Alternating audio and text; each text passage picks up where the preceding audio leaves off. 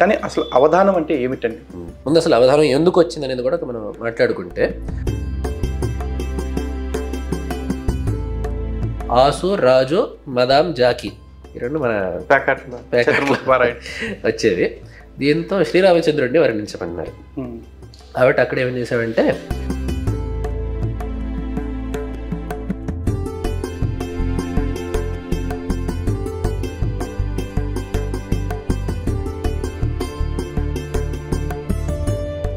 మొత్తం పృచ్ఛకులు ఎంతమంది ఉంటారండి? అష్టావధానానికి ఎంతమంది పృచ్ఛకులు ఉంటారు? 8 మంది. ఓకే. అష్టావధానం లెక్క ఏంటంటే,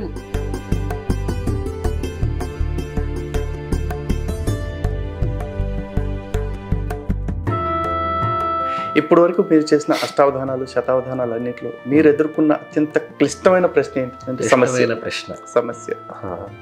ఒకటి గుర్తొచ్చేది అంటే, శ్రీకాకుళంలో శతావధానంలో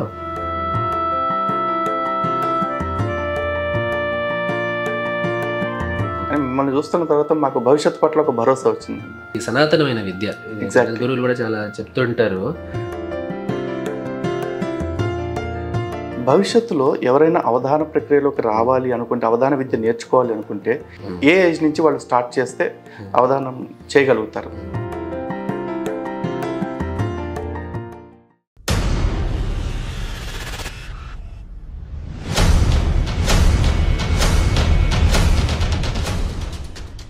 హిందూ బంధువులందరికీ జై శ్రీరామ్.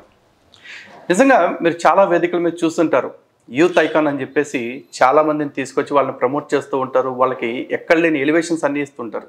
కానీ ఈ క్రమంలో నిజంగా మనం ఐకాన్గా తీసుకోవాల్సింది ఎవరిని అనేది ఈ యువత మర్చిపోతుంది. యువతకి మార్గదర్శనం చేయాల్సిన వాళ్ళు కూడా మర్చిపోతూ ఉన్నారు. కానీ హిందూ జనశక్తి తన బాధ్యతను ఎప్పుడు మర్చిపోతుంది. నిజంగా అలాంటి ఒక యూత్ ఐకాన్ని ఈరోజు మీకు పరిచయం చేయబోతున్నాను.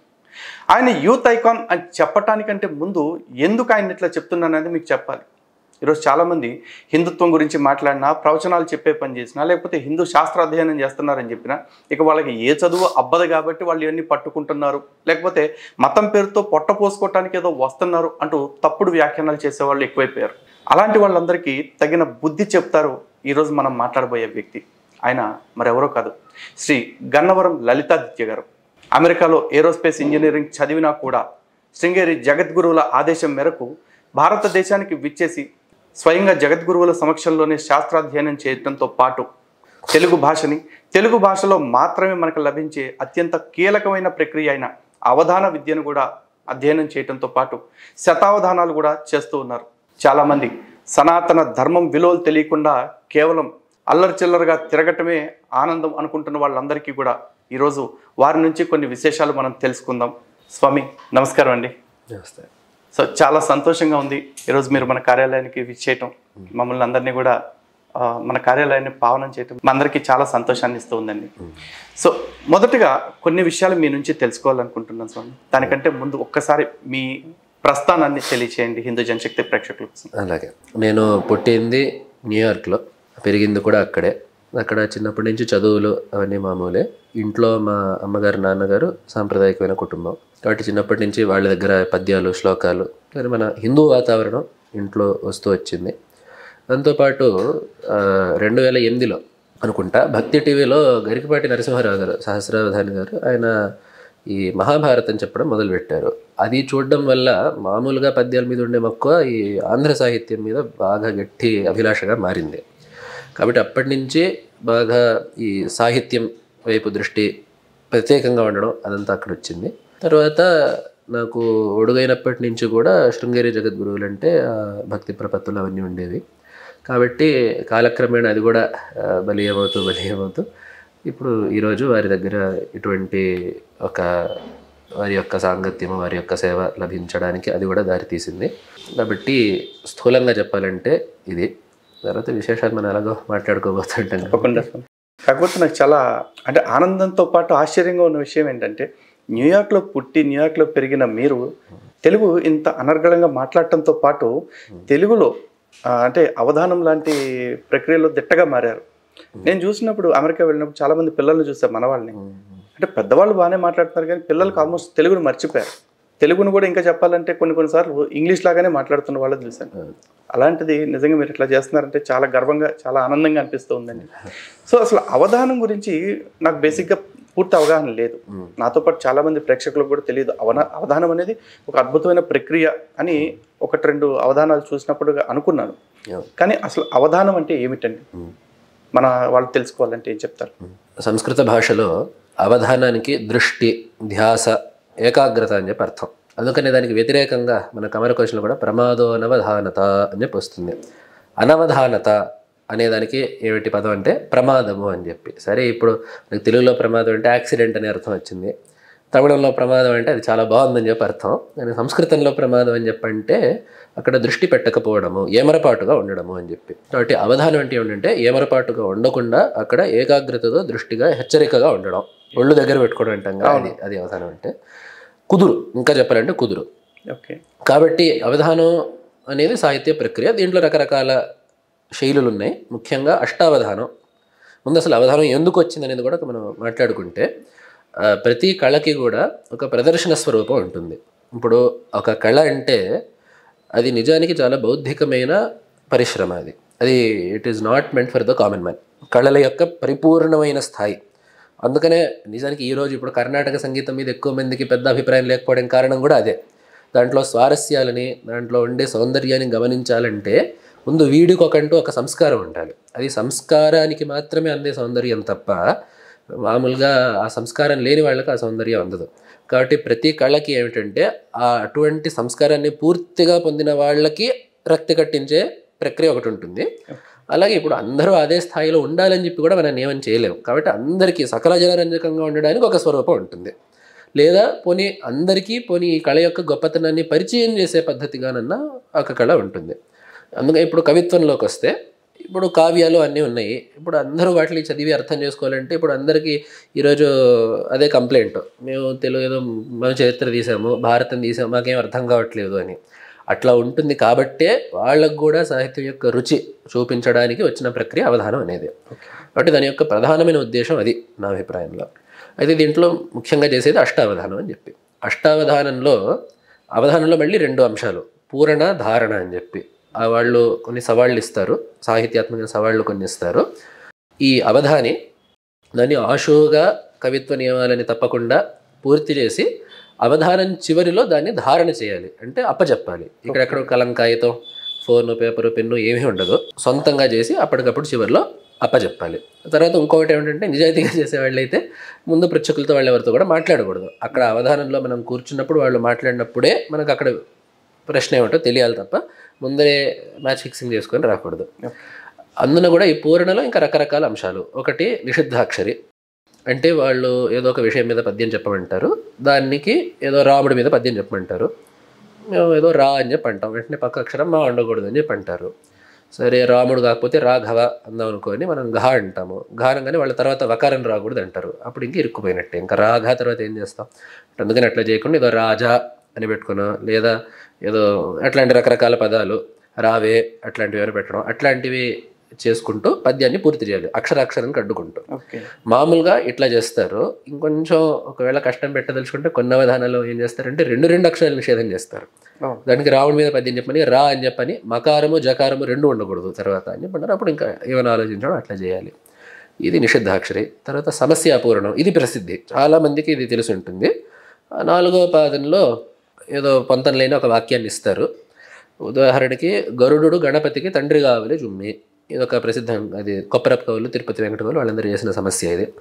గరుత్మంతుడు గణపతికి తండ్రి అనేది ఇది పురాణాలకి సర్వథా విరుద్ధం ఇది. కాబట్టి దీన్ని ఏం చేయాలంటే మిగతా 3 పాదాలని పూరించాలి, ఈ 4వ పాదాన్ని అస్సలు ముట్టుకోకూడదు. కాబట్టి అక్కడ ఏం చేయాలంటే ఆ 3వ పాదంలోనే దీన్ని విరచడమో వేరేగా చేయడమో ఏదో ఒకటి చేయాలి. ఇక్కడ ఏమిటంటే విరుపు. అంటే ఇక్కడ ఏం చేశారంటే సాగరుడు ఉడు గణపతికి తండ్రి కావాలి. ఇప్పుడు గరుడు గణపతికి అన్నప్పుడు మనకి తెలుగులో ఉత్తసంధి అయిపోతుంది అక్కడ. అంటే సాగరుడు ఉడు అంటే నక్షత్రాలు, ఉడు గణపతి అంటే చంద్రుడు. అంటే సాగరుడు ఉడు గణపతికి, నక్షత్ర రాశికి నాయకుడైన చంద్రుడికి తండ్రి అనేది అట్లాంటివి సరిపెట్టే ఉంటాయి. ఇట్లాంటివి కొన్ని ఎట్లా ఉంటాయంటే ఒక్క అక్షరం చేరుస్తే అది సరిపోతుంది. వాలికి మారుతి జనించే శశధర సాక్షిన్ అని చెప్పి, ఈ చంద్రుడు చూస్తుండగా వాళ్ళకి హనుమంతుడు పుట్టాడు అని. ఇది కూడా ఎక్కడా లేని మాట. అక్కడ ఏం చేశారంటే పాలజ్వాలికి ఆ జకారం ఒక్కటి చేర్చామంటే పాలజ్వాలికి ఆ నుదుట అగ్నినేత్రం ఉన్న శివుడికి హనుమంతుడు పుట్టాడు. అప్పుడు మనకు రుద్రాంశ సంభూతుడైన హనుమంతుడు యొక్క కథ అంతా సరిగ్గా సరిపోతుంది. ఇట్లాంటివి సమస్యలు ఉంటాయి. సమస్యలు అప్పుడప్పుడు చాలా విచిత్రమైన పదాలు కూడా ఇస్తూ ఉంటారు. ఉదాహరణ గరికపాటి వారికి ఒక సమస్య ఒకసారి ఇచ్చారు. సారీ మై నహిజాత దుర్విషపు తైక్ష్ణ్యం బొప్ప ఆల్గాచితే అని 4 భాషలు పెట్టి ఇచ్చారు. సారీ ఇంగ్లీషు, మై నహిజాత ఇది హిందీ, దుర్విషపు తైక్ష్ణ్యంబు ఇది పూర్తి సంస్కృతం, ఆల్గాచితే అచ్చ తెలుగు. ఇది ఇప్పుడు అసలు దీనికి తలా తోక ఏమిటి అనేది అక్కడ అవధాని యొక్క బుద్ధి విశేషం ఉంటుంది. ఇదేం చేశారంటే కృష్ణుడి యొక్క అర్థంలో తీసుకొని లీలా కల్పితానంత సంసారీ ఒకటి సారీ వచ్చింది. మైన్ అంటే తెలుగులో మీ అంటే శరీరం, మైన్ అంటే శరీరం మీద, అహిజాత దుర్విషపు తైక్ష్ణ్యంబు, అహి అంటే సర్పం నుంచి వచ్చిన విషం అంటే కాళీ నర్తనం, కాళీయ సంహారాన్ని తీసుకొని, ఆల్ అంటే ఆవులను కాచితే రక్షించావు అనే అర్థంలో ఆ కృష్ణావతార పరంగా ఇప్పుడు మొత్తం దాన్ని సర్ది పెడితే అది సరిపోతుంది. ఇది అర్థం చేసుకోవాలంటేనే నా బట్టుకు జన్మ సరిపోద్ది. సమస్యాపూర్ణం అంటే మామూలు విషయం. ఇక్కడ ఏంటంటే అప్పటికప్పుడు అయిపోవాలి. పైగా ఇంకా పస ఉన్న అవధాని అయితే ఆ 4వ పాదంలో సమస్య పెడతారు. మొదటి 3 పాదాలు ఒక్కొక్క ఆవృత్తిలో చెప్పుకుంటూ వెళ్ళాలి. ఆ మొదటి పాదంలోనే సమస్య యొక్క పూరణ యొక్క స్ఫూర్తి రావాలి. కొంతమంది చేస్తారు శ్రీమన్మోహన దివ్య మంజుల కళా శ్రీమంతం చేసి ఇట్లా మొదటి పాదం చెప్పేస్తారు. దాంట్లో పెద్ద అర్థమే ఉండదు. అది ఒక ఆవృత్తిలో ఆలోచించడానికి దాటేస్తుంటారు. కానీ నిజంగా బాగా దమ్ముగా చేయాలంటే అక్కడ ఆ మొదటి పాదంలోనే దీని యొక్క స్ఫురణ రావాలి. ఈయన ఏ దృష్టితో చేస్తారు అని రావాలి. లేదా ఒకవేళ ప్రేక్షకులను ఉత్కంఠలో ఉంచినా కూడా ఆ పూరణ అయిపోయేసరికి అవును కదా దీనికి దారి మొదటి పాదంలోనే పడింది అనన్న వాళ్ళకి అనిపించాలి. కాబట్టి అది సమస్య పూరణం. దాని తర్వాత దత్తపది అంటే 4 పదాలు ఇస్తారు. అవి అంశం కూడా నిర్దేశిస్తారు. ఈ పదాలను అక్కడ చొప్పించాలి. అయితే ఏమిటంటే మామూలుగా ఏదో రామ లక్ష్మణ భరత శత్రుఘ్న అయితే రామాయణం మీద పద్యం చెప్పండి అంటే దాంట్లో విశేషం ఏం లేదు. అదేమిటంటే భారతం మీద పద్యం చెప్పంటారు. అప్పుడు ఏదో రామ అని ఆ రామము చేసి, ఇంకోటి ఏదో భరతుడు అంటే ఏదో శోభరతుడు అట్లాంటిది ఏమైనా చేసి, లేదా ఏదో ప్రభరతుడు అట్లా ఏమైనా విరగొట్టి చేయాలి. ఉదాహరణకి ఒకసారి నాకు ఇచ్చినది ఏమిటంటే ఆసు రాజు మదాం జాకి, ఈ 2 మన వచ్చేది. దీంతో శ్రీరామచంద్రుడిని వర్ణించమన్నారు. కాబట్టి అక్కడ ఏమేం చేసామంటే హనుమదామోదితంబో శుభాఖ్యతోడ, హనుమత్ ఆమోదితము, ఆంజనేయ స్వామి యొక్క ఆమోద ముద్ర పడింది, ఆయనకు ఎంతో ప్రీతి కలిగించే నామం. అక్కడ మదాం అనేది హనుమదామోదితంబో శుభాఖ్యతోడ, ఘన భుజాకీర్ణమో మహాధనువుతోడ. భుజ ఆకీర్ణం అంటే భుజాన్ని అలంకరించిన ధనుస్సు, అక్కడ జాకి అనేది వచ్చింది. దాసులకు కనరుచి అయిన తనువుతోడ, అక్కడ దాసులో అక్కడ ఆసు అనేది వచ్చింది. దాసులకు కనరుచి అయిన తనువుతోడ రాజు చెన్నొంది వెలుగును రాఘవుండు. ఇక్కడ రాజు అంటే భూమిని పాలించే రాజు కాదు, చంద్రుడు అని చెప్పి అర్థం. ఆ చంద్రప్రకాశంతో రామచంద్రుడు కదా, కాబట్టి త్యాగరాజు కూడా చంద్రువర్ణుని హృదయారవిందమని అన్నారు. అంటే అటువంటి చంద్రుడి యొక్క శోభతో ప్రకాశించే రాముడు ఉన్నాడు, రాముడు వెలుగొందుతున్నాడు అని అట్లా. కాబట్టి అది అన్యర్థాల్లో చేస్తే చాలా అందంగా ఉంటుంది. ఓకే, అంటే అట్లీస్ట్ ఈ దత్తపది ఇచ్చేటప్పుడు 4 పదాలు అదే క్రమం పాటించాలని ఉన్న నియమం క్రమాన్ని పాటించాలి. మన వీలు బట్టి ముందు వెనకాలు చేసుకోవచ్చు. కానీ కొన్ని ఇప్పుడు శృంగేరిలో జగద్గురుల ముందు శతావధానం ఒకటి చేశాను. దాంట్లో మరాళ ఇట్లాంటివి 4 పదాలు ఇచ్చారు. ఇప్పుడు మరాళ అనగానే హంస, దీన్ని ఎలా విరగొట్టాలి అనగానే నాకు ఒకటి గుర్తొచ్చింది. నఖర మరాళమై, నరసింహస్వామి గురించి చెప్పమన్నారు. అక్కడ వెంటనే అరాళము అనే పదం గుర్తొచ్చింది. అరాళం అంటే వంకరగా ఉండేది అని చెప్పి అర్థం. ఈ స్త్రీలకి అరాళ కుంతల ఇటువంటి ప్రయోగాలు వాడుతూ ఉంటారు. అంటే రింగులు తిరిగిన ముంగురులు ఉండేవి అని చెప్పి. కాబట్టి నఖరం అరాళమై, బాగా వక్రమైన నఖాలతో అని చెప్పి అక్కడ మరాళము అట్లా వచ్చింది. ఇది ఒక పద్ధతి. ఇంకొక పద్ధతి ఏమిటంటే ఒకటే పదాన్ని 4 సార్లు ఇస్తారు, మీరు అర్థభేదంతో దీన్ని వాడాలి అని చెప్పి అంటారు. ఉదాహరణకి ఇట్లానే ఈ శతావధానంలోనే భలే భలే భలే భలే, ఈ భలే అనేది మనం చాలా బాగుంది అన్నప్పుడు మనం భలే అంటాం, భళ అంటాం. అక్కడ భలే అని అచ్చ తెలుగు పదం ఇచ్చారు. ఇది 4 సార్లు రావాలి, అర్థభేదంతో రావాలి. ఓకే, 4 సార్లు 4 డిఫరెంట్ అర్థాలు ఉండాలి. 4 సార్లు 2 సార్లు భలే చాలా బాగా చెప్పావు, భలే చాలా బాగున్నావు అని అట్ట చేయడానికి లేదు. ఆ భలే అనేది అర్థభేదంతో రావాలి. ఒక దగ్గర నిక్కంబ లేని వేళ, నిక్కంబ అంటే నిక్కముగా అని, లేని వేళ. ఇది హనుమంతుడు రావణాసురుడికి బుద్ధి చెప్పడం. కాబట్టి రాజు లేనట్టి వేళ, రాజు నిక్కంబు లేనట్టి వేళ అక్కడ నిక్కంబ లేనట్టి వాళ్ళ దగ్గర ఒకటి వచ్చింది. అంబ లేపడుచున్ నువ్వు అపహరించి అని. కాబట్టి అంబ లేపడుచు అబల స్త్రీ అయిన ఆ అమ్మవారిని నువ్వు హరించావు అన్నక్కడ అక్కడ బలే వచ్చింది. ఇక్కడికి 2 సార్లు తెలుగులో అయింది. సరే సంస్కృతంలో కూడా ఒక విరుపు ఉంటే బాగుంటుందని చెప్పి హరి కలంబ లేహ్యాసృక్కు వౌదు నీవు అని చెప్పి చేశారు. హరి అంటే విష్ణువు రాముడు, కలంబము అంటే బాణం, లేహ్యము అంటే త్రాగబడేది, అసృక్కు అంటే రక్తం. కాబట్టి నీ రక్తాన్ని రామబాణాలు తాగుతాయి ఇంకా అని చెప్పడానికి హరి కలంబ లేహ్యాసృక్కు అని వాడా. అక్కడ కలంబ లేహ్య దగ్గర అక్కడ ఒక బలే వచ్చింది.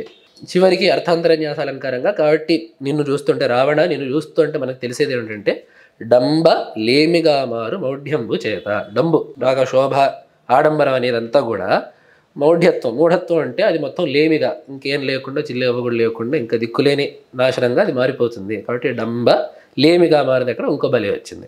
ఇట్లాంటివి ఇది ఏదో ఒక పద్ధతి. చాలా ఇంకో ప్రసిద్ధంగా చేసి రంగా రంగా రంగా రంగా, ఈ రంగ శబ్దాన్ని 4 అర్థాలు భిన్నంగా వాడి చేయడం, ఇట్లాంటివి ఇది ఒక పద్ధతి దత్తపదిలో. కాబట్టి ఇది దత్తపది. తర్వాత ఇంకొకటి ఉంటుంది న్యస్తాక్షరి అని చెప్పి ఛందస్సును నిర్దేశిస్తారు. ఈ ఛందస్సులో ఫలాని పాదంలో ఫలాని అక్షరంగా ఇదే రావాలి అని చెప్పి అంటారు. ఏదో మొదటి పాదంలో 4 అక్షరాన్ని చా, ఏదో రెండో పాదంలో ఇంకో అక్షరం గా అట్లా ఇస్తారు. బాగా చేయి తిరిగిన పృచ్ఛకులు ఏం చేస్తారంటే ఏదో ఒక పాదంలో 2 అక్షరాన్ని నిర్దేశిస్తారు. మనకి తెలుగులో లెక్క ఏమిటంటే ఆ 2 అక్షరం ప్రాస. కాబట్టి 4 పాదాల్లో 2 అక్షరం ఒకటే ఉండాలి. శ్రీ కైవల్య పదం అంటే అక్కడ కకారం వచ్చింది. లోకర క్షైకారంభకు అక్కడ 2 అక్షరం కా వస్తుంది. అది పద్ధతి. ఏదో కా అంటే తేలిక, కొన్ని పద్యాలు కొంచెం దుష్కర ప్రాసలు అని చెప్పి అంటారు. ఇప్పుడు భీష్మద్రోణ కృపాది ధన్వి నికరాభీలు అని చెప్పి తిక్కన పద్యం ఒకటి ఉంది. అక్కడ ఇప్పుడు ష్మాతో 4 పదాలు పెట్టుకోవాలి. ఇప్పుడు మనకు భీష్ముడు గ్రీష్మం గుర్తొస్తుంది. మిగతా పాదాలు ఏం చేయాలి? ఇప్పుడు ఒకటే పదాన్ని 4 సార్లు తిప్పి అనుకున్నా మిమ్మల్ని మధ్యలో డిస్టర్బ్ చేయకుండా ఉండలేకపోతున్నాను. చెప్పండి. భారతదేశంలో పుట్టి తెలుగు నేలలో పుట్టి ఇక్కడే పెరుగుతున్న మాకు ఇందులో చాలా పదాలు కూడా తెలియదు యాక్చువల్లీ. అని మీరు అక్కడ ఉండి ఇవన్నీ నేర్చుకున్నారు, ఇంత చాలా గర్వంగా అనిపిస్తుంది.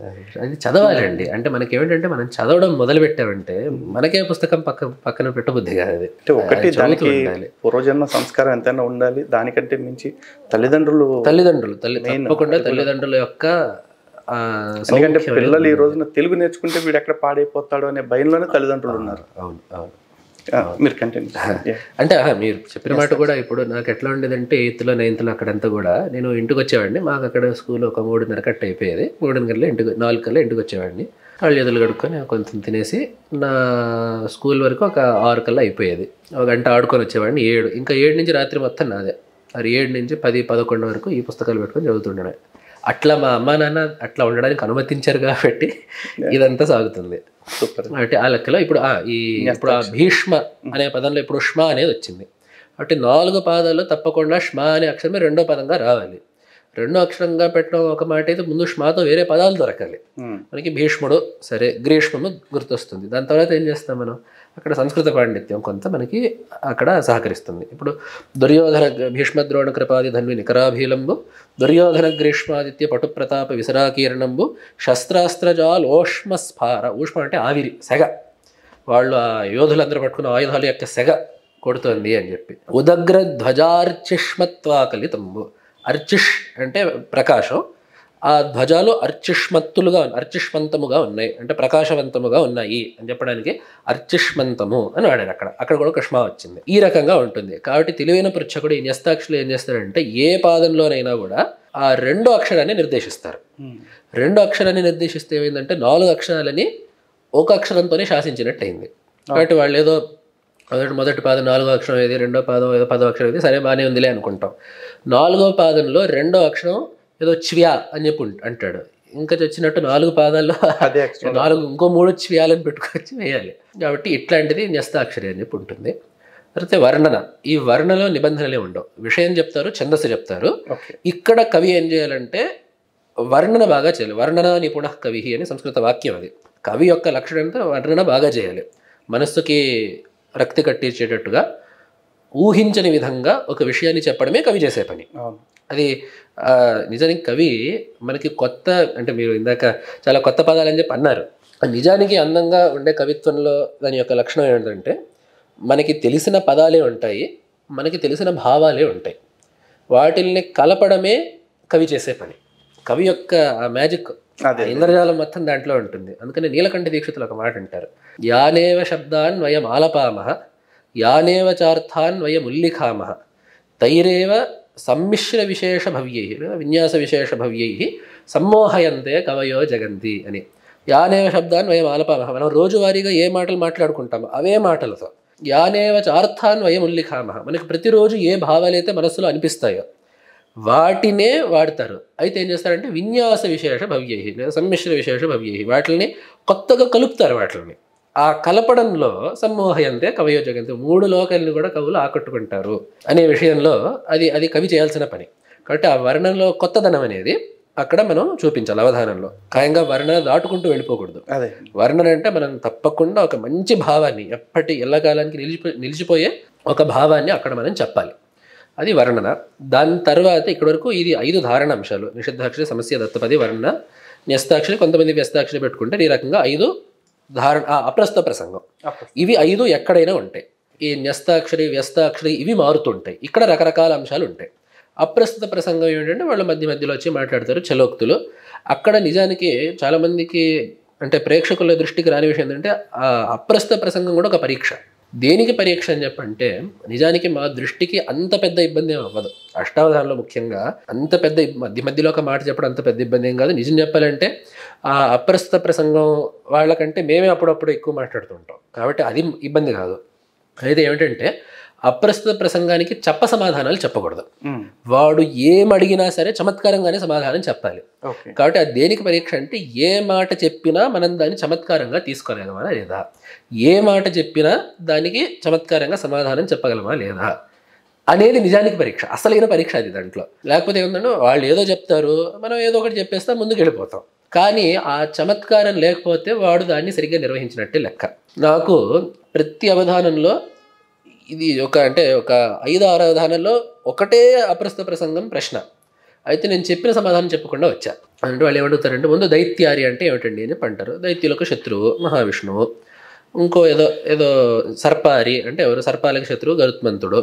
అయితే పూజారి అంటే ఏమిటి అని చెప్పి అడుగుతారు. అంటే వెంటనే మనం ఏం చెప్పాలి, పూజకి శత్రువు పూజారి అని చెప్పాలి. అట్లా కాకుండా చెప్పడమే అక్కడ చమత్కారం. అట్లా కాకుండా ఇప్పుడు మీరు అక్కడ తప్పు చేశారండి, అవి సంస్కృత సమాస, ఇది తెలుగు, ఇది అరిప్రత్యయం అనేది ఇది కలిగిన వాడు మతుపర్థకంగా వస్తుంది. అక్కడ మనం వ్యాకరణం క్లాస్ పెట్టకూడదు. అక్కడ చమత్కారం నిజానికి అక్కడ ఏమంటే పూజ అరి, తెలుగులో అరి అంటే కలిగినవాడు, కుమ్మడని తెలిసినవాడు కుమ్మరి, అట్లా వస్తుంటుంది అనమాట. తిరువు దారి తెలిసినవాడు తిరువరి, వెరవు ఉపాయం ఉన్నవాడు వెరవరి, అలాగే పూజ తెలిసినవాడు పూజరి పూజారి అనేది అది తెలుగు ప్రత్యయం. అది అని ఇదంతా మనం అక్కడ చెప్పకూడదు. వాడు అడిగింది దానికోసం కాదు, ఆ పరీక్షకులు అడిగింది వాళ్ళు అడిగింది దానికోసం కాదు.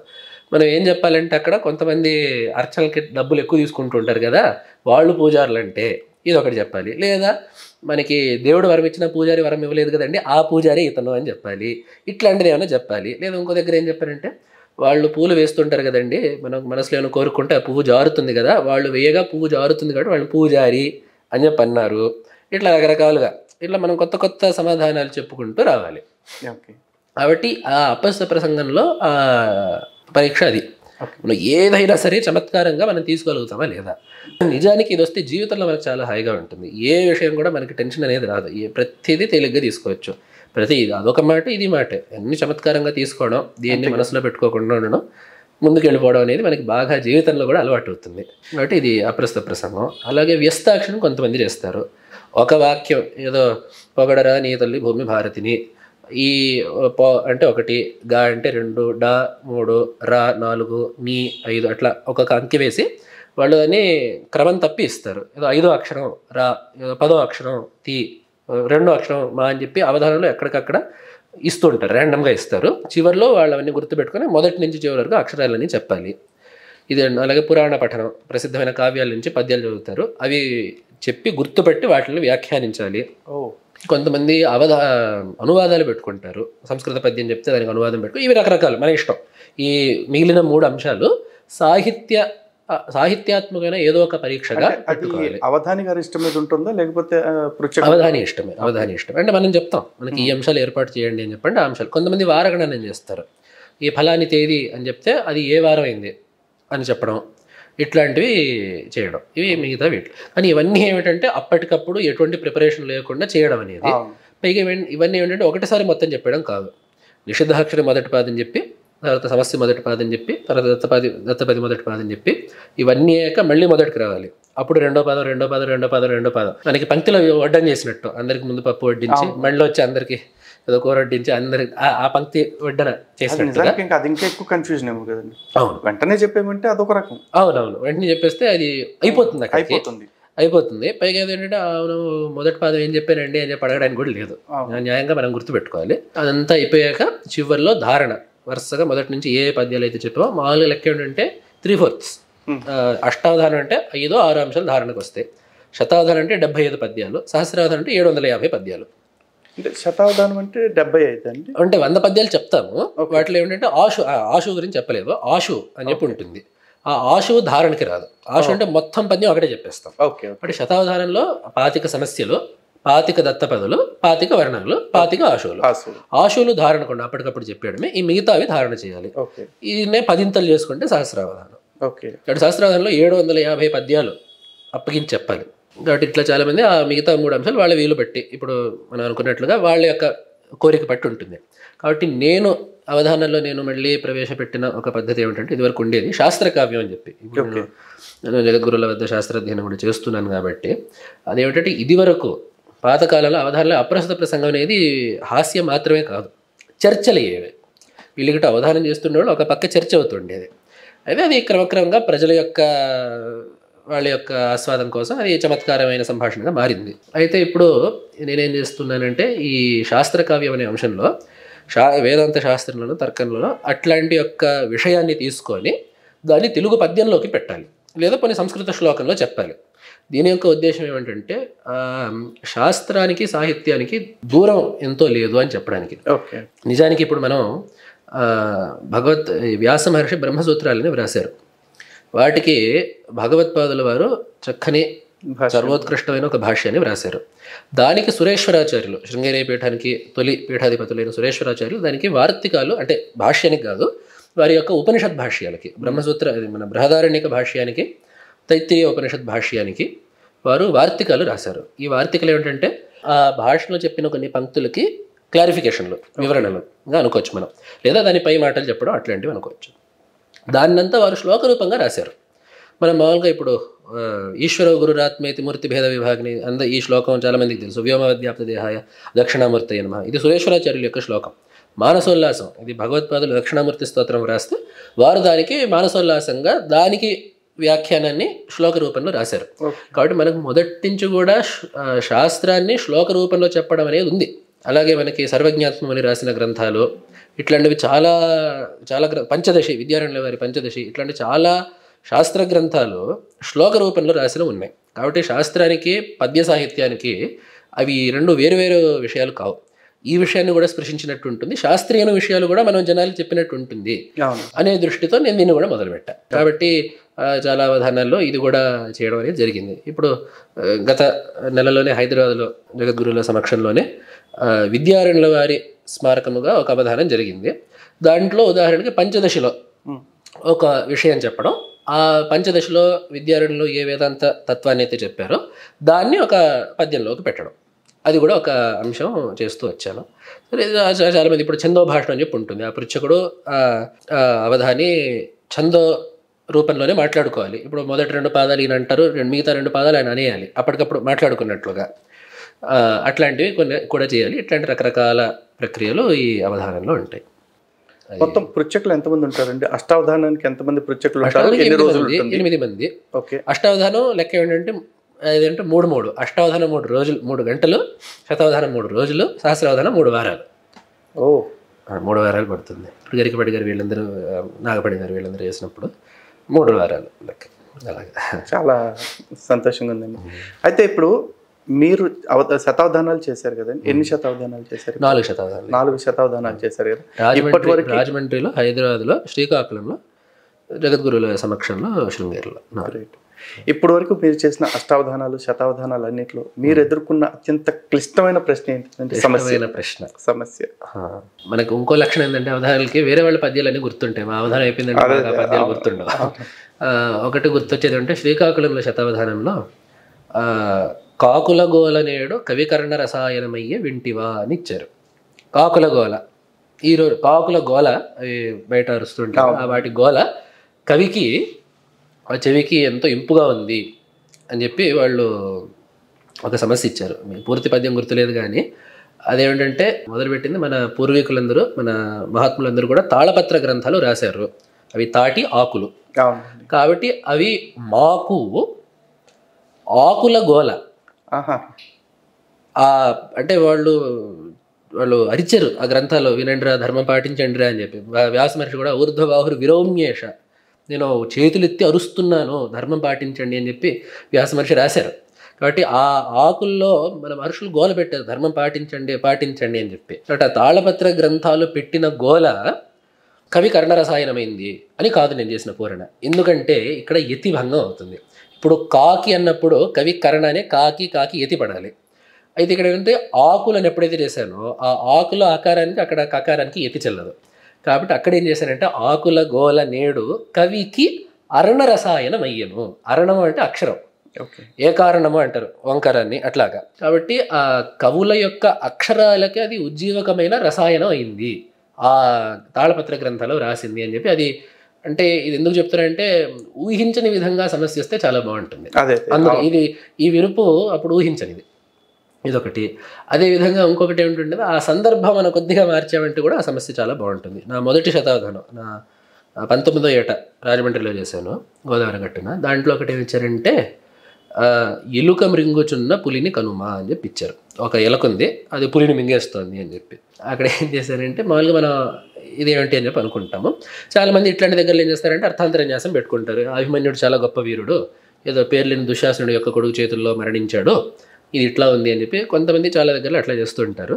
అయితే ఇక్కడ పులి అనే మాట అనగానే నాకు గుర్తొచ్చింది ఏమిటంటే కలిసి అరుగు మీద పులిమేకలాడంగా పప్పులుంచి రచట వ్యాఘ్రములుగా రాత్రి వాటి వీడ రభసాన క్షుధతోడ పులిని మృంగుచున్న ఎలుక గనుమ.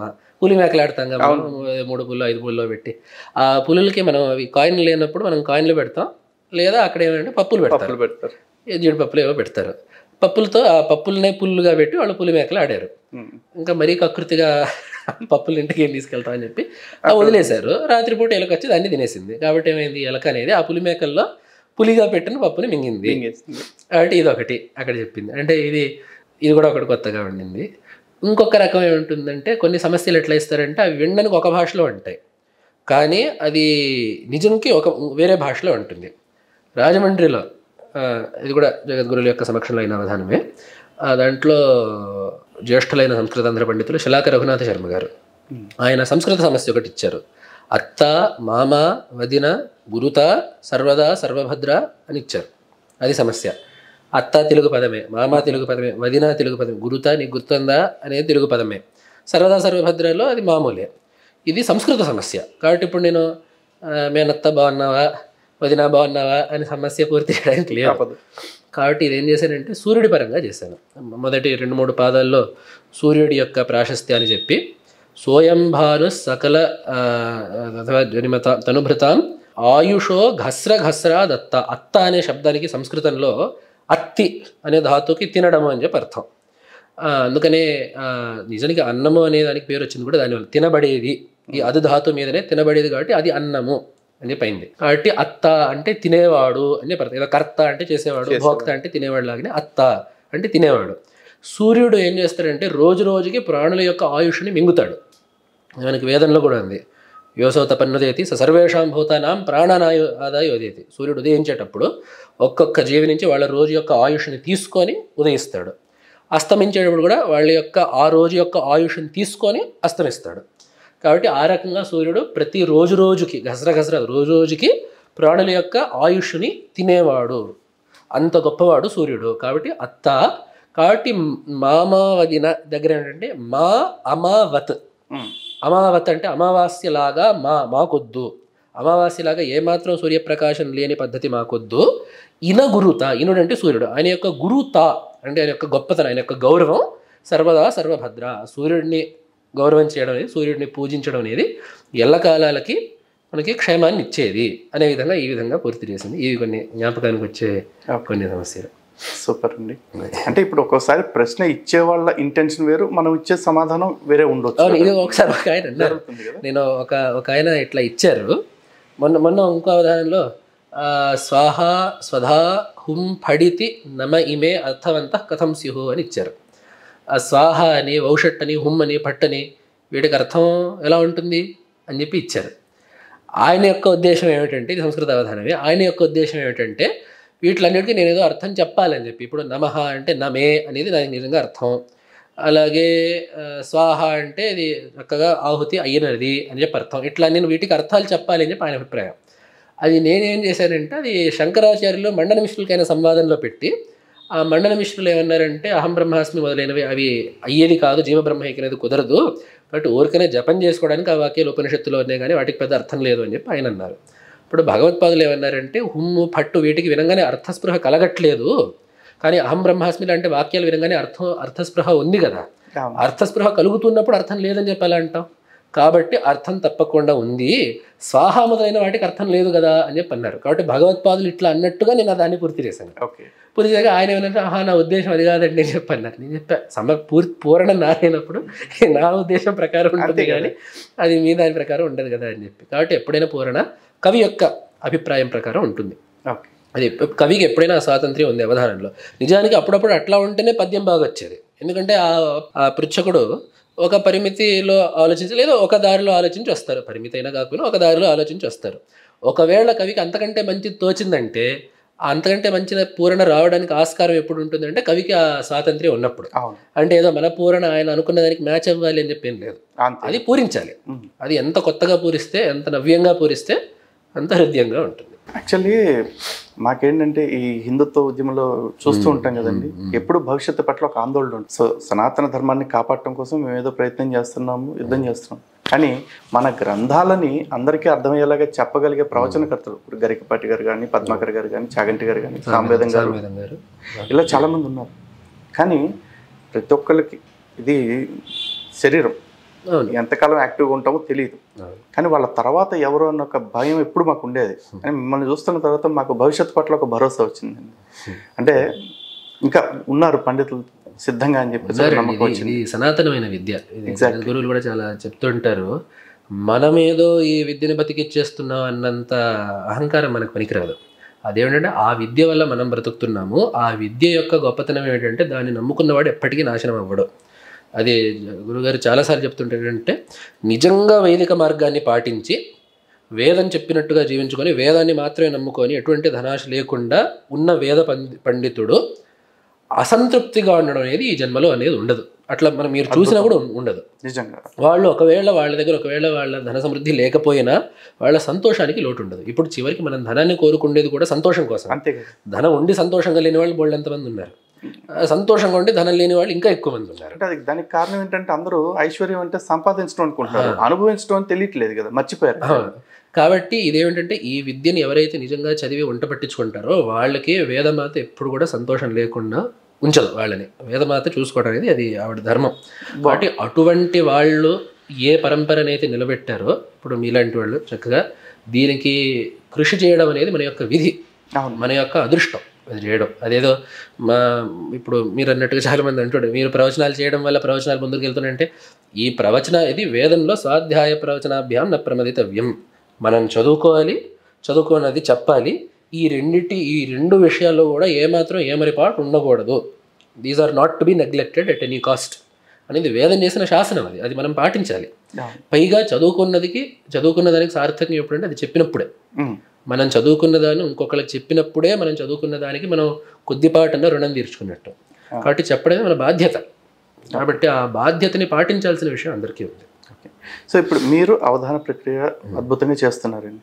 భవిష్యత్తులో ఎవరైనా అవధాన ప్రక్రియలోకి రావాలి అనుకుంటే, అవధాన విద్య నేర్చుకోవాలి అనుకుంటే ఎటువంటి వాళ్ళు దీనికి సూటబుల్ పర్సన్స్, వాళ్ళు ఏం నేర్చుకోవాలి, ఏ ఏజ్ నుంచి వాళ్ళు స్టార్ట్ చేస్తే అవధానం చేయగలుగుతారు? రెండు కావాలండి. ముందు చురుగ్గా ఉండాలి. బుద్ధి మన చేతులు అప్పుడప్పుడు ఉండదు, కానీ బుద్ధి మందంగా ఉంటే కష్టం. రాదని మనం ఎప్పుడు చెప్పలేము, కృషితో ఏదైనా అవుతుంది, కానీ కష్టం. బుద్ధి చురుగ్గా ఉండాలి. అంటే ఇప్పుడు మనం అనుకున్నట్లుగా ఎప్పటికప్పుడు వెంటనే స్పందించగలగాలి, కొత్తగా చెప్పగలగాలి, వేరే వాళ్ళకి తోచనే మనకు తోచేటట్టుగా ఉండాలి. ఇది అలవర్చుకోవాలంటే చదవాలి, లోకాన్నన్నా బాగా తిరిగి చూడాలి, లేదా అది మనకు కుదరదు కాబట్టి బాగా చదవనన్నా చదవాలి. అది చదువుతుండే కొద్దీ మనకి ఆలోచనలు ఎక్కువ ఉండడం వల్ల లేదా తెలిసిన విషయాలు ఎక్కువ ఉండడం వల్ల ఇటువంటి విషయాలు కనెక్షన్లు మనకు తొందరగా అవుతూ ఉంటాయి. అంటే ముందు బాగా చదవాలి, బాగా చదవాలి. ఇంకొకటి ఏమిటంటే ఓపిక కావాలి. ఇది ఎందుకంటున్నానంటే ఇప్పుడు ఈ కాలంలో నిజానికి చాలామంది చేస్తున్నారు, అవధానాలు రంగంలోకి వస్తున్నారు. ఇప్పుడు దర్శనం ఆధ్యాత్మిక మాసపత్రిక ఒకటి ఉంది, వాళ్ళు ఏటా అవధాన శిక్షణ శిబిరం, అవధాన విద్యా పరిషత్తుని ఒకటి పెట్టి ఏటా శిక్షణ శిబిరం ఒకటి చేస్తున్నారు. అక్కడ పిల్లల్ని పిలిచి వాళ్ళకి దాంట్లో అవధానుల చేత, ప్రసిద్ధమైన అవధానుల చేత అక్కడ వాళ్ళకి అవధాన విద్యని నేర్పింపజేసి అదంతా చేస్తున్నారు. అది చాలా బాగా సాగుతుంది, దానివల్ల చాలామంది బయటకు వస్తున్నారు. అయితే నేను ఓపిక అని చెప్పి ఎందుకంటే అంటే వీళ్ళకైనా లేదా ఎవరైనా అవధానంలోకి లేదా అసలు పద్యాలు రాద్దాం అనుకున్న వాళ్ళకి కూడా ఏమిటంటే ఓపిక ఎందుకంటున్నాడంటే పద్యం రాయడానికి కావాల్సిన సరుకు రావడానికి చాలా సమయం పడుతుంది. ఎందుకంటే ముందు అసలు మన నోట్లో కనీసం ఒక 200 పద్యాలు ఉండాలి.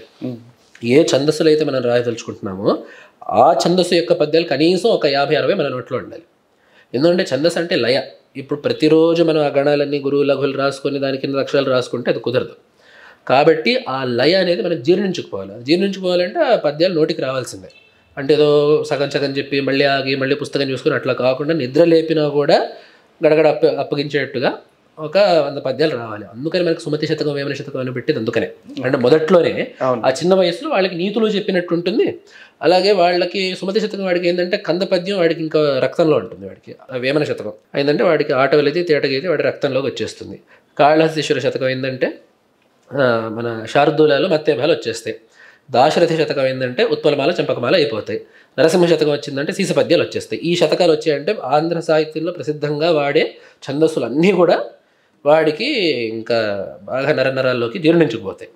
కాబట్టి అట్లా పద్యాలు నేర్చుకోవాలి. ముందు నేర్చుకున్నాక ఇప్పుడు ఆ యతిప్రాసలన్నీ చదవాలి. ఎందుకంటే ఇప్పుడే మనం సాహిత్య శాస్త్రంలో పెట్టిన కట్టుబాట్లని పాటించాలి. ఇప్పుడు నేను యతి ఎందుకు వేయాలి అనే ప్రశ్నకి యతి వేయడం అనేది పద్యానికి లక్షణం. అది వేయాల్సిందే. నువ్వు నీకు నచ్చకపోయినా అది నువ్వు చేయాలి. పూర్వ కవులు ప్రాచీనులు ఏ యతులైతే ఒప్పుకున్నారో దాన్నే వేయాలి. లేకపోతే ఎందుకు నేను కొత్త యతి ఎందుకు కనిపెట్టకూడదు అని చెప్పంటే ఎవరు కనిపెడితే వాళ్ళు చేయొచ్చు. అయితే వ్యవస్థ ఉండదు మన ధర్మ. ఈ విషయంలోనే కాదు, ఏ విషయంలో అయినా కూడా చాలామందికి ఏమిటంటే నేను ఎందుకు పాతది పాటించాలి, కొత్తది నేను ఎందుకు చేయకూడదు అనేది చాలామందికి ఇక్కడే కాదు ఏ ఆచారంలో వచ్చే ప్రశ్న ఇది. దానికి చాలా దగ్గర, ప్రతిదానికి కాదు కానీ చాలా దగ్గరలో మనకు వచ్చే తేలికైన సమాధానం ఏంటంటే నువ్వు దీన్ని ఒప్పుకోలేదు వేరే విషయం. You come up with an alternative system. ఇది ఇట్లా కాకపోతే వ్యవస్థ ఎలా చేస్తావు నువ్వు? ఇప్పుడు ఒక విధంగా జీవితం సాగాలి, దానికి ఒక వ్యవస్థ కావాలి కదా. వ్యవస్థ ఉన్నప్పుడు ఒక నియమం కావాలి. ఎవరికి పెట్టిన వాడికి దోచే నియమాలు పెట్టేసుకుంటే ఇంకా వ్యవస్థ అనేది ఎలా కుదురుతుంది? వ్యవస్థ అనేది ఒకటి ఉండాలంటే అందరికీ వర్తించే నియమాలు అనేవి కొన్ని తప్పక ఉండాలి. కాబట్టి ఆ నియమాలను మనం పాటించాలి. కాబట్టి సాహిత్యంలో కూడా అంతే. ఇప్పుడు పూర్వ కవులు ఏ ఎత్తులు ఏ ప్రాసలు అయితే ఒప్పుకున్నారో వాటినే పాటించాలి తప్ప పూర్వకవి సమ్మతములు కానీ యతిప్రాసలు వేయడానికి లేదు. ఆ హద్దుల్లోనే ఉండాలి. అలా ఇంకోటి ఏంటంటే సాహిత్యం అనేది, ఈ పద్యరచన అనేది గ్రాంధిక ప్రక్రియ. కాబట్టి గ్రాంధిక భాషనే వాడాలి, గ్రాంధిక భాష తప్పకుండా వాడాలి. ఈ కాలం ఆధునికం కదా అని చెప్పి అక్కడ కూడా మార్చడానికి లేదు. ఆధునికంగా వ్రాసుకునే ప్రక్రియలు వేరే ఉన్నాయి. ఆధునిక భాషకి స్థానం లేదు అని చెప్పి కాదు, ఆ స్థానంతో గొప్ప విజయాలు సాధించలేము అని చెప్పి కాదు. దానికి శ్రీశ్రీనే పెద్ద ఉదాహరణ. ఆయన సాధించినంత సాహిత్య విజయం బహుశా ఆ కాలంలో పద్య కవులు కూడా సాధించారు లేదో మనం చెప్పలేము. కాబట్టి ఆధునిక భాషకి దాన్ని సరిగ్గా వాడాల్సిన విధానంలో వాడితే దానికి తప్పకుండా దానికి ఒక గుర్తింపు ఉంటుంది. అయితే పద్య ప్రక్రియ అనేది సంప్రదాయ విద్య కాబట్టి అక్కడ తప్పకుండా గ్రాంధిక భాష వాడాలి. అందున ఎందుకంటే మన తెలుగు జీవభాష కాబట్టి అది మారుతూ ఉంటుంది. ఇప్పుడు మనం ఆ పూర్వకాలం యొక్క శాసనాల యొక్క భాష చూస్తే మనకి ఇప్పుడు ఏమీ అర్థం కాదు. ఎందుకని చెప్పి మరి వాళ్ళు ఆ భాషలో వాళ్ళు పద్యాలు రాసేసి ఉంటే ఇప్పుడు మన పరిస్థితి ఏమిటి? ఏమీ అర్థమై ఉండేది కాదు. మనకి ఇప్పటికి కూడా ఆ కాలం నాటి కావ్యాలు మనకు అర్థం అవుతున్నాయంటే వాళ్ళందరూ ఒక గ్రాంధిక భాషకి నిబద్ధులే రాశారు. అది సర్వకాలానికి నిలబడుతుంది, సర్వజన ఉపాదాన యోగ్యంగా ఉంటుంది అప్పుడు. కాబట్టి మనం ముందు ఆ భాషను మనం అలవాటు చేసుకోవాలి. దాని తర్వాత శబ్దపుష్టి. తెలుగు కవికి తెలుగు ఒక్కటే వస్తే సరిపోదు, సంస్కృతం కూడా తప్పకుండా రావాలి. లేకపోతే తెలుగు కవిత్వం తేలిపోతుంది, దాంట్లో బరువు రాదు. అది మనం పద్యం చూడంగానే మనం చెప్పగలుగుతాం వీడు సంస్కృతం చదువుకున్నాడా లేదా ఏదో సాగుతుందా అని చెప్పి మనకు తెలిసిపోతుంది. సంస్కృతం అనేది బహుశా తెలుగుకి అలంకారం అయినట్టుగా ఇంకే భాషకి అలంకారం కాలేదు సంస్కృతం. ఈ భారత భాషలన్నిటిలోకి తెలుగు సంస్కృతాన్ని ఎంతగా మనస్సులో పెట్టుకుందో బహుశా ఇంకా వేరే భాషలు ఎట్లా చేసేయలేదో సందేహమే. అన్ని భాషలో ఇప్పుడు కన్నడంలో అయినా, మలయాళంలో అయినా, తమిళంలోనైనా, ఎవరు ఈ మధ్య ఏం మాట్లాడినా కూడా తమిళంలోనైనా కూడా సంస్కృతం యొక్క ఆలంబన అనేది అన్ని దగ్గరలో ఉండనే ఉంటుంది. దాన్ని మనం భారతీయుడైన వాడు దాన్ని తప్పించుకోలేడు. అయితే ఏంటంటే ఇప్పుడు అది భాషకి ఆలంబనగా ఉండడం వేరు, భాషకి అలంకారంగా ఉండడం వేరు. కాబట్టి మన తెలుగుకి అది మంచి అలంకారంగా వచ్చింది. అందుకని మనకి తెలుగులో సాహిత్యంలో కూడా బాగా సంస్కృతం వేసిన పదాలు ఉన్న పద్యం ఉందంటే అబ్బా ఇదేంద్ర ఎట్లా ఉంది అని చెప్పి ఉండదు. సాహిత్య లోకంలో ఎంత బాగా రాశారో అనే ఉంటుంది. కాబట్టి ఆ సంస్కృతం అనేది బాగా తెలుగు భాషకి అలంకారం అవ్వడం అనేది కూడా అది తప్పకుండా ఉన్నది, మనం ఒప్పుకోవాల్సిన మాట. అచ్చ తెలుగుకి ఎలాగో ఒక సౌందర్యం ఉంది, దాంతోపాటు సంస్కృతం కూడా ఒక సౌందర్యం తెలుగులో సంతరించుకుంది. అందున ఇంకొంతమంది అనే మాట ఏమిటంటే సంస్కృతానికి తెలుగులో ఎంత సౌందర్యం ఉందో అప్పుడప్పుడు సంస్కృతానికి సంస్కృతంలో అంత సౌందర్యం ఉంటుందో లేదో మనం చెప్పలేం. అంటే ఈ మాట యొక్క ఉద్దేశం ఏంటంటే అతిశయోక్తి కాదు, ఇది కొన్ని రకాలుగా వాస్తవమే. ఎందుకంటే సంస్కృతంలో పాదాంత యతి అని చెప్పి ఒకటి ఉంటుంది. ఆ పాదం చివరిలో ఆ పదం అయిపోవాలి. అటు ఏదో రా అని ఇక్కడ వేసి రెండో పాదాన్ని మాతో మొదలు పెట్టే అవకాశం మనకు సంస్కృతంలో లేదు ఒకటి.